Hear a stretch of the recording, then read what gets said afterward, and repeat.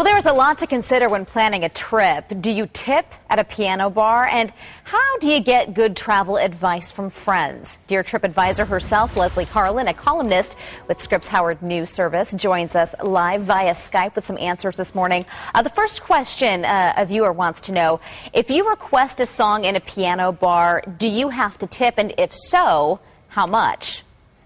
Well, I think you probably should tip if you want a good chance of getting your song actually played. But how much you tip really depends on a couple of things. You want to watch for a little while and kind of try to figure out what the going rate is. So if everyone else is throwing $5 bills in the jar, and you really want to hear your song, if you come in with a 10 or a 20, your odds are going to definitely go up. The key thing, though, is that the pianist really needs to see you put the money in. Otherwise, it's kind of all for nothing. Okay, this sounds more like a bribe than a tip. It is kind of, but it's just the way these things work. All right, another reader and viewer wants to know, how do you get good travel advice from friends so you can plan your trip accordingly? I mean, if you're talking with friends who have been to a place where you want to visit.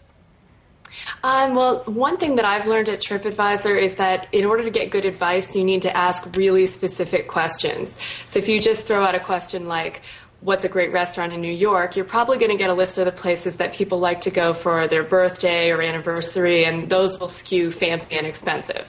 So if you're going there with like little kids, what you really want to do is ask a question like, what are some great family-friendly restaurants like pizza places or diners, places I can bring my kids? Because then you'll get the kind of answers that you want instead of just kind of general advice that might not necessarily apply to you. All right, Leslie, thank you so much for joining us. And if you'd like to read Leslie's column, it is on our website. Go to abc15.com and click on 15 links.